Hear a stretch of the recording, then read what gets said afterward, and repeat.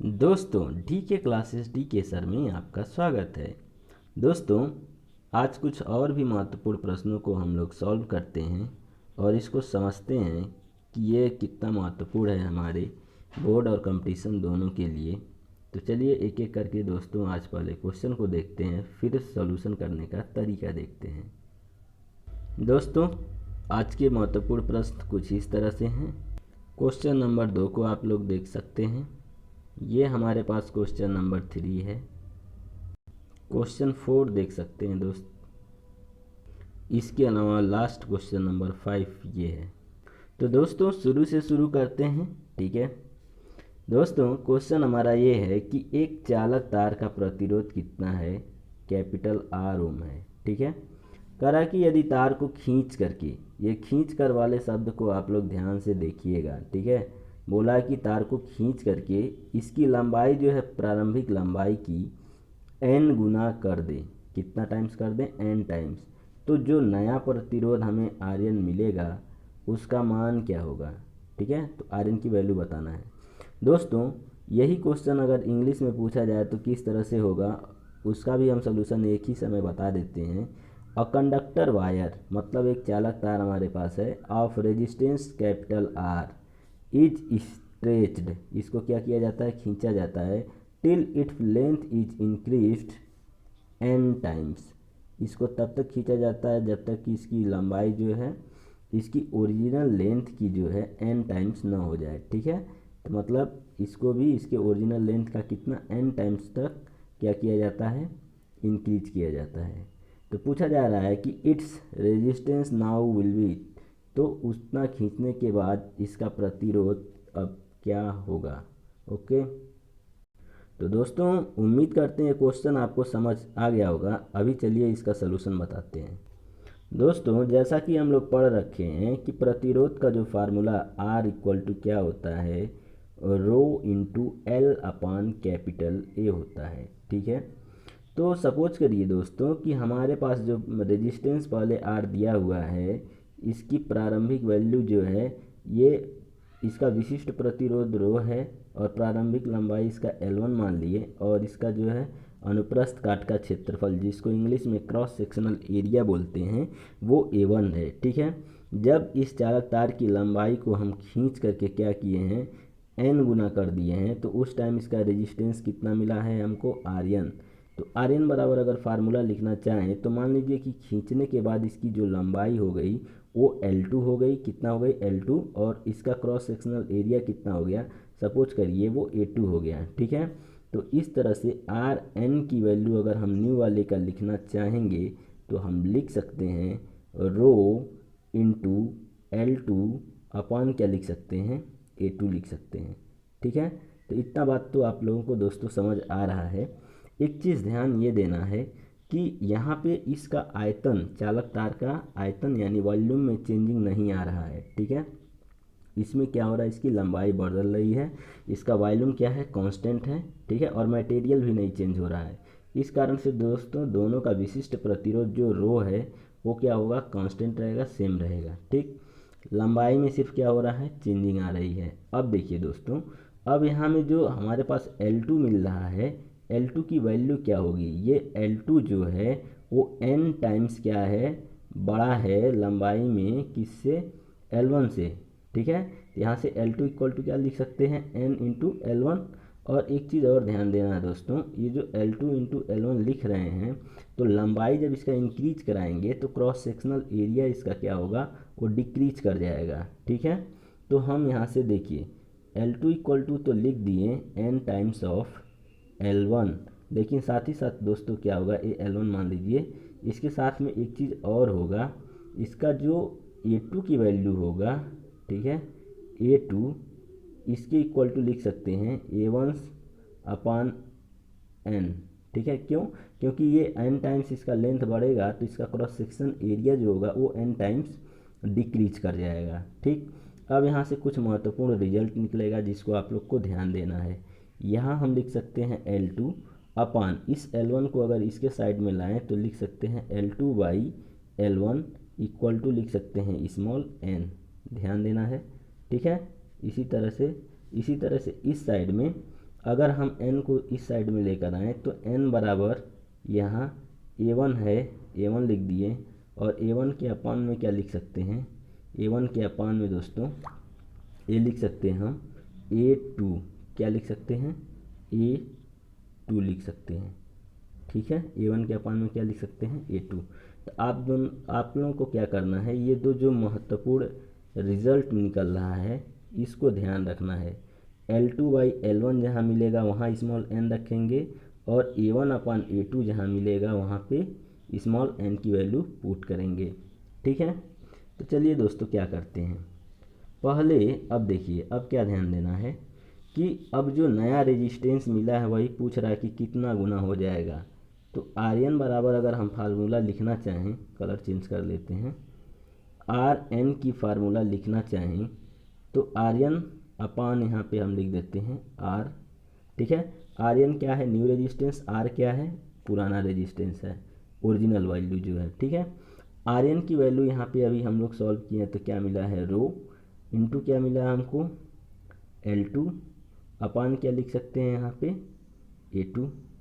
ठीक है, इसी तरह से टोटल के अपान में क्या लिख देंगे, रो इंटू क्या लिखेंगे, L1 अपान में क्या लिखेंगे, A1, ये A1 है। ठीक है, A1। ठीक है, तो अभी अगर इसको हम टोटल सॉल्व करेंगे, पूरा का पूरा सॉल्व करें तो ये कुछ इस तरह बन जाएगा। देखिए ये रो और रो तो कैंसिल हो गया। ठीक है, अब यहाँ मिल जाएगा हमको L2 के अपान में मिल जाएगा L1। ठीक है, इंटू A1 जो है ये नीचे से ऊपर चला जाएगा तो यहाँ हो जाएगा A1, और अपान में क्या मिल जाएगा हमको, A2। अभी दोस्तों हम लोग आपको बताए हैं कि कुछ महत्वपूर्ण रिजल्ट आपको ध्यान रखना है, दिमाग में रखना है। वो महत्वपूर्ण रिजल्ट क्या था, L2/L1, इसके जगह पे वैल्यू हम बोले थे क्या पुट करने के लिए, स्मॉल n, क्या पुट करना है, स्मॉल n। इसी तरह से इसके जगह भी क्या पुट करना है वैल्यू हमको, स्मॉल n। ठीक है, तो इसके भी जगह पे स्मॉल n, इसके भी जगह पे स्मॉल n, और n का n में जब मल्टीप्लाई करेंगे तो हमको क्या मिलेगा, n²। तो ध्यान रखिए दोस्तों, R1/R मतलब न्यू रेजिस्टेंस में अपान R, इसके बराबर में क्या लिखा जा सकता है, तो n² लिखा जा सकता है। ठीक है, पूरा मिटा दिए।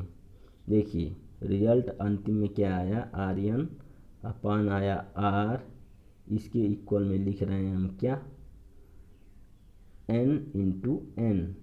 ठीक है, क्यों लिखे, ध्यान आ रहा होगा। यहाँ से लिख सकते हैं हम दोस्तों क्या, यहाँ से लिख सकते हैं n का स्क्वायर। तो इस तरह से अगर Rn की वैल्यू निकाल के लिखना चाहें तो यहाँ जो डिवाइड है इसको ले जाएंगे इस साइड में, तो हो जाएगा n² इंटू कितना, कैपिटल R। दोस्तों ये हमें एक रिज़ल्ट मिला है। ठीक है, ये क्या मिला हमको, एक रिज़ल्ट मिला है कि जो अब नया रेजिस्टेंस Rn होगा वो पुराने वाले रेजिस्टेंस का कितना टाइम्स हो जाएगा, n² टाइम्स। यही दोस्तों हमारा क्या है, आंसर है। ठीक है, यही हमारा क्या है, आंसर है। तो दोस्तों उम्मीद करते हैं यहाँ तक आपको वीडियो समझ आया होगा। दोस्तों अभी इस क्वेश्चन को आप लोग ध्यान से देखिए। क्वेश्चन में कह रहा है कि एक तार जो है कैपिटल R है, इसे गला करके इसकी मूल लंबाई से n गुना कर दिया जाता है, तब तार बनाया गया, तो इसका प्रतिरोध कितना हो जाएगा। सेम वही क्वेश्चन है दोस्तों, इसका जब गला के बनाया जाता है तभी इसके वैल्यू में चेंजिंग नहीं आ रही है। ठीक है, तो इस तरह से इस क्वेश्चन का सही आंसर आपको क्या मिल जाएगा, आप लोग जल्दी से बताइए अगर वो आंसर को ठीक से देखे हैं तो दोस्तों इस क्वेश्चन का सही आंसर हो जाएगा n² इंटू कितना, R। ठीक है दोस्तों, इस क्वेश्चन का पढ़ते ही आप आंसर दे सकते हैं कि किसी तार का प्रतिरोध कितना है, कैपिटल R। यदि तार की लंबाई जो है, तार की लंबाई खींच करके क्या कर रही है, खींच करके दोगुनी कर दी जाती है, कितना टाइम्स, 2 गुना, मतलब n की वैल्यू क्या पुट कर देंगे, 2 टाइम्स। तो पूछा जा रहा है कि इसका प्रतिरोध अब क्या होगा। तो दोस्तों जो न्यू रेजिस्टेंस Rn मिलेगा वो क्या हो जाएगा, n² इंटू कैपिटल R, मतलब n की वैल्यू कितना रखना है, खींच के कितना टाइम्स किया गया, 2 गुना, तो 2 और 2 का स्क्वायर कितना हो जाएगा, 4 इंटू कितना, R। तो दोस्तों इस तरह से इस क्वेश्चन का सही आंसर क्या आएगा, 2 का स्क्वायर करेंगे तो आ जाएगा 4 और इंटू क्या हो गया r। इस तरह से दोस्तों इस क्वेश्चन का सही आंसर होगा आपका ऑप्शन नंबर बी 4r। ठीक है, तो उम्मीद करते हैं दोस्तों ये क्वेश्चन आपको समझ आया होगा। देखिए ये कितना बार पूछा जा चुका है। हाँ दोस्तों इस क्वेश्चन को देखिए, ये क्वेश्चन कितना शानदार पूछा गया है।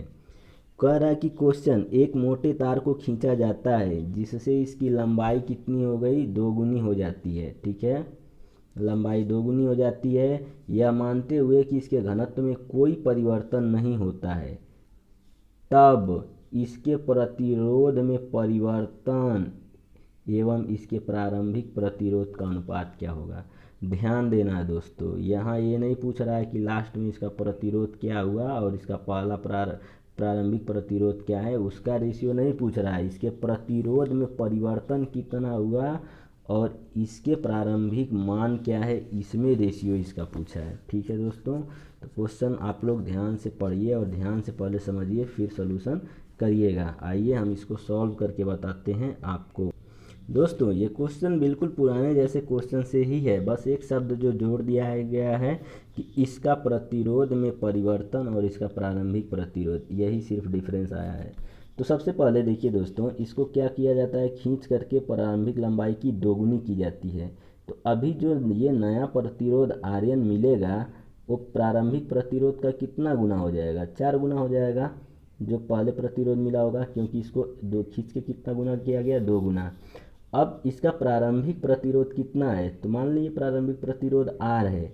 तो प्रतिरोध में अगर हम परिवर्तन देखेंगे दोस्तों कि प्रतिरोध में परिवर्तन कितना मिला, तो परिवर्तन निकालने के लिए क्या करते हैं, फाइनल माइनस इनिशियल कर देते हैं। मतलब अंतिम वैल्यू क्या है, इसमें से हम प्रारंभिक वैल्यू को घटा लेते हैं, तो हमें क्या मिलता है, परिवर्तन पता चलता है कितना हुआ।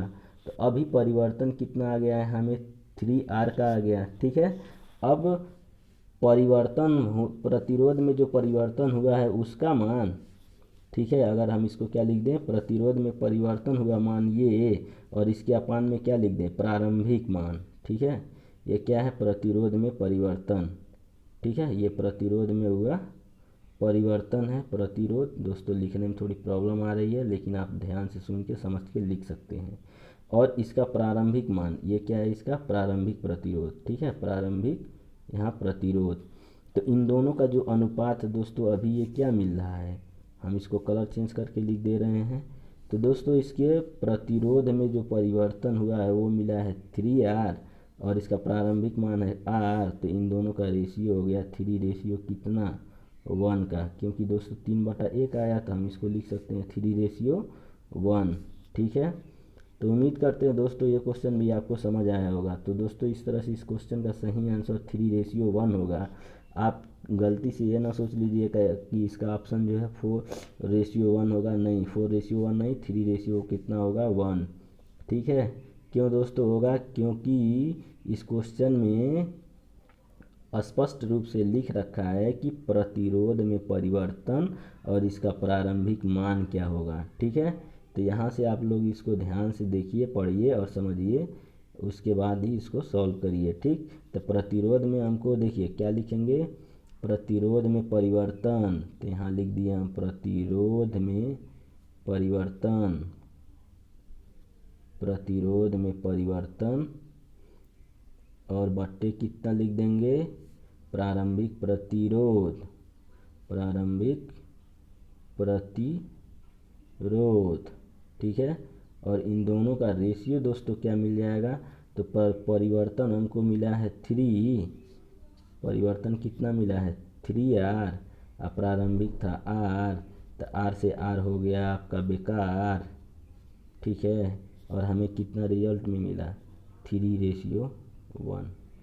ठीक है दोस्तों, तो चलिए दोस्तों आगे बढ़ते हैं इस क्वेश्चन को सॉल्व कर। अभी देखिए दोस्तों ये क्वेश्चन आप इसको पढ़ते ही सॉल्व करके बता सकते हैं। कह रहा कि समान पदार्थ की, ध्यान से पढ़ना है, समान पदार्थ के 2 तारों की लंबाइयाँ दिया हुआ है, एक L है दूसरा 2L है, इसका अनुप्रस्थ काट का क्षेत्रफल 4 है तथा A है। तो पूछा जा रहा है कि इनके विशिष्ट प्रतिरोधों का अनुपात क्या होगा। अब देखिए दोस्तों, दोनों पदार्थ एक ही मटेरियल के बने हैं। ठीक है, दोनों की लंबाई और अनुप्रस्थ काट का क्षेत्रफल अलग अलग भले दिया हुआ है, तो इसका विशिष्ट प्रतिरोध पूछ रहा है। तो दोस्तों जब एक ही पदार्थ का बना हुआ होता है तो इनके विशिष्ट प्रतिरोधों का अनुपात हमेशा क्या होता है, समान रहेगा, क्योंकि इसके विशिष्ट प्रतिरोध में कोई परिवर्तन नहीं होगा। ठीक है, तो इसलिए इसका रेशियो कितना हो जाएगा, 1:1 का। ठीक, तो ये क्वेश्चन का आंसर क्या हो जाएगा आपका, ऑप्शन नंबर डी हो जाएगा। ओके दोस्तों, चलिए नेक्स्ट क्वेश्चन पे बढ़ते। दोस्तों नेक्स्ट क्वेश्चन है ये हमारा क्वेश्चन नंबर 5। क्वेश्चन नंबर 5 में बोल रहा है कि विभिन्न पदार्थों के बने दो तारों के विशिष्ट प्रतिरोधों का अनुपात दिया हुआ है। यहाँ पे दो तार है, अब जब दो तार होगा तो दोनों क्या है, अलग अलग पदार्थ के बने हुए हैं, तो इनका विशिष्ट प्रतिरोध भी क्या होगा, अलग अलग। कितना दे दिया है, 2:3। ठीक है, यहाँ पे ये रो का मान दिया हुआ है। कह रहा है कि इसकी लंबाइयों का अनुपात, मतलब इसका जो लेंथ है वो 3:4 का है। ठीक है, अब कह रहा है कि इसके अनुप्रस्थ काटों का अनुपात, मतलब क्रॉस सेक्शन एरिया जो है उसका जो है रेशियो कितना दिया हुआ है, 4:5 है। तो पूछा जा रहा है इसके प्रतिरोधों का अनुपात क्या होगा। ठीक है, तो इसमें हमको क्या बताना है दोस्तों, सपोज करिए कि जो पहला हमारे पास विशिष्ट तार है उस तार का विशिष्ट तार का प्रतिरोध हमारे पास R1 है। ठीक है, और दूसरा जो है उसका विशिष्ट प्रतिरोध का तार हमारे पास R2 है। ठीक है, अब देखिए क्या है, अब मान लीजिए R1 बराबर हम लिख दिए ρ1। रुकिए दोस्तों, कलर चेंज करके हम इसको दूसरे कलर से लिखते हैं। सपोज कर लिए पहला प्रतिरोध R1, दूसरा प्रतिरोध R2 है। ठीक है, अब देखिए R1 बराबर, यहाँ पे देखिए दोनों पदार्थ अलग अलग, दोनों तार जो है अलग अलग पदार्थों का बना है, तो इसलिए हम लिख दिए यहाँ क्या, ρ1। यहाँ देखिए पहले की लंबाई L1 अपान क्या लिख सकते हैं, A1। ठीक है, इसी तरह से दोस्तों पूरा के अपान में R2 की वैल्यू लिख सकते हैं ρ2, यहाँ लिख सकते हैं L2, अपान में लिख सकते हैं A2। ठीक है, अब दोस्तों अगर इसको हम सजा के लिखना चाहेंगे एक साथ में तो क्या चीज़ लिख सकते हैं, इसके लिए लिख सकते हैं ρ1/ρ2। ठीक है, विशिष्ट प्रतिरोधों का अनुपात इंटू L1/L2, L1/L2 इंटू क्या लिख सकते हैं, A2 अपान A1।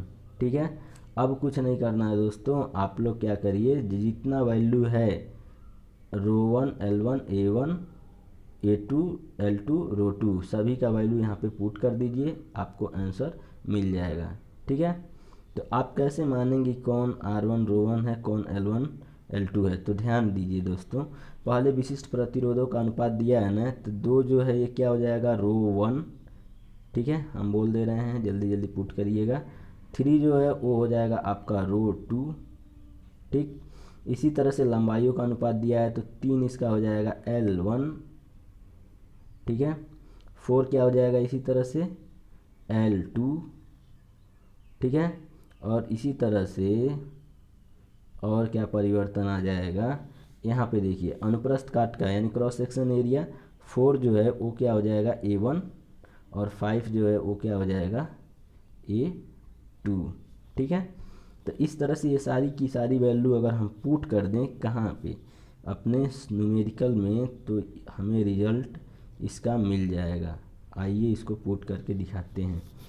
तो हम दोस्तों लिखे हुए थे R1 अपान में क्या लिखे थे, R2 इक्वल टू, ठीक है, यहाँ लिख दिए थे हम लोग ρ1 अपान ρ2 इंटू L1 अपान लिखे हुए थे L2 इंटू यहाँ लिखे हुए थे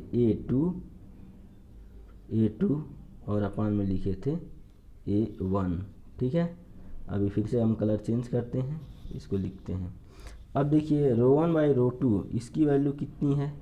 ठीक है, तो ρ1 की वैल्यू था हमारे पास 2 अपान ρ2 की वैल्यू था 3, इसी तरह से L1 की वैल्यू था 3 अपान L2 का वैल्यू था 4 इंटू A2 का वैल्यू था हमारे पास 5 अपान A1 की वैल्यू क्या था 4। ठीक है, अब सभी को देखिए दोस्तों, पूरा ओवरऑल सॉल्व करेंगे तो 3 से 3 कैंसिल, 2 से ये क्या हो जाएगा 4 कैंसिल, कितना बार में 2 टाइम्स में। ठीक है, 2 बार में कटेगा, और इस तरह से ऊपर में क्या मिल जाएगा हमको 5/, 4 का 2 में गुणा करेंगे तो कितना मिल जाएगा 8, तो ये हो जाएगा 5/8 आया 5:8। तो देखना दोस्तों हमें कि विकल्प में 5:8 कहाँ पे है, ठीक है। तो दोस्तों 5:8 जो है हम देख रहे हैं कि आपका ऑप्शन नंबर सी जो है, ये आपका ऑप्शन नंबर सी 5:8 यही इसका सही आंसर होगा, ठीक है दोस्तों। तो दोस्तों इस तरह से इस क्वेश्चन का सही आंसर क्या हो गया 5:8, ठीक है। तो दोस्तों ध्यान देना है कौन सा क्वेश्चन कैसे पूछा जा रहा है। तो दोस्तों अगर ये वीडियो आपको पसंद आए तो प्लीज़ लाइक कमेंट और शेयर ज़रूर करें और अपने दोस्तों के साथ शेयर भी करें। ओके दोस्तों, thank you for watching this video.